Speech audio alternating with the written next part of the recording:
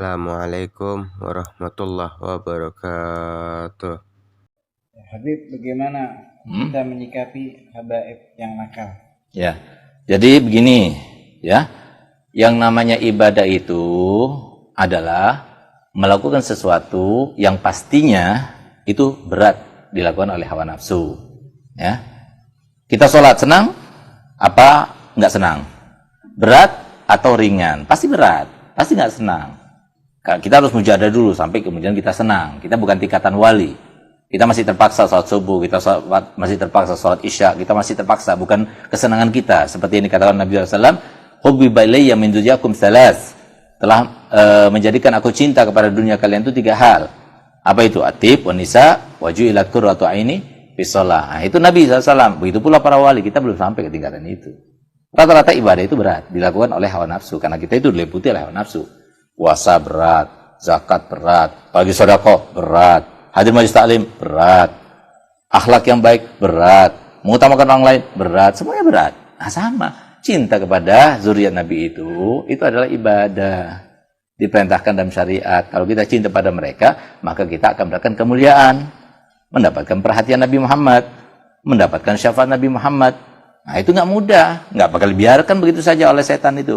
Nah, oleh karena itu, maka kalau seumpama cinta kepada zuriat Nabi itu wajib hanya kepada zuriat Nabi yang baik-baik saja, yaitu bukan ibadah. Ya gampang itu melakukannya. Nah, biar kita tahu, ya zuriat Nabi itu kalau seumpama zuriat Nabi itu seperti habaib-habaib yang ulama-ulama itu, ya enak. Dan karena mereka itu tidak menggerogoti, mereka itu tidak tidak sampai menjadi beban bagi kita gitu loh. Nah, karena mereka punya ilmu. Nah, tapi kan banyak habaib bukan semuanya punya ilmu. Habaib bukan semuanya berakhlak yang baik. Habaib bukan semuanya berada dalam lingkungan yang baik. Mereka itu juga manusia, bukan manusia suci. Siapa bilang mereka itu para habaib itu manusia suci? Siapa bilang di antara elemen masyarakat itu kemudian tidak ada oknumnya? Ya pasti ada oknumnya. Pejabat ada oknumnya, ulama ada oknumnya, anggota legislatif ada oknumnya, semua ada oknumnya. Nah, begitu pula yang namanya habaib juga ada seperti itu, ada oknumnya juga. Kita beli buah-buahan, misalnya kita beli rambutan, semuanya bagus? Ada yang nggak bagus atau semuanya bagus? Pasti ada yang nggak bagus, ya itu oknum namanya. Nah, jadi mereka itu manusia biasa, bukan malaikat. Ya. Nggak ada yang mengatakan habaib itu manusia yang suci, nggak ada. Ya. Habaib itu nggak mungkin berdosa, nggak ada. Mereka berdosa, bahkan dosanya itu 2 kali lipat, karena mereka itu ada contoh dan tauladan. Gitu. Nah, oleh karena itu, menyikapi mereka yang tidak baik akhlaknya, ya, melanggar syariatnya, kita sebagai seorang yang muhibbin, yang cinta pada zuriat Nabi, kita harus menegurnya. Harus menegurnya. Bahkan kata Allah Haddad, kalau kita cinta pada zuriat Nabi, kalau kita melihat anak kita berbuat maksiat, lalu kita lihat pada waktu yang sama, ada habaib yang melakukan maksiat, kita harus tegur dulu yang habib itu, kalau kita cinta pada Nabi SAW. Itu namanya cinta, bukan wah itu Habib, biarin saja, malah dikasih uang untuk minum-minum dan sebagainya. Salah itu nanti bertanggung jawab depan Allah dan depannya Nabi Muhammad SAW, bukan cara seperti itu bukan mahabbah itu. Nah, oleh karena itu, cuma caranya kita itu menegurnya itu dengan cara yang baik, ya. Kalau semua kita harus memberikan sebuah didikan kepada mereka, harus dengan cara yang baik, bukan dengan cara yang kasar, menyinggung perasaan dan sebagainya, jangan gitu. Nah, jadi habaib walaupun bagaimana mereka itu adalah anak cucu Nabi. Ambil contoh untuk mudah supaya dinalar oleh supaya dicerna oleh nalar kita dan akal kita, logika kita adalah saya punya anak, ya. Saya punya anak. Anak saya ini nakal misalnya. Ya, anak saya nakal. Sehingga apa? Ada yang nggak suka dengan anak saya. Kemudian dimarah-marahi oleh murid saya misalnya, atau dipukul oleh murid saya misalnya. Kira-kira saya kecewa nggak sama yang mukul? Nah, kenapa nggak menasihatinya aja?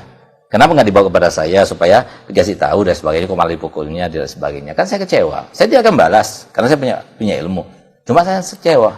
Ini orang, masya Allah, saya ajari, saya beri ilmu, kok dia begitu sih melakukannya? Nah, gitu lah.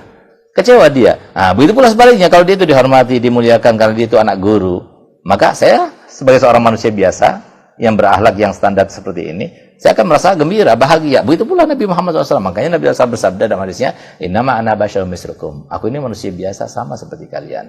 Nah, oleh karena itu, pernah suatu waktu ya terjadi kota Madinah di zaman kita ya, di mana kita di Madinah itu, waktu kita belajar Madinah, itu setiap tahun kita mendapatkan santunan yang diambil daripada harta wakaf untuk para zuriat Nabi yang ada di Jeddah.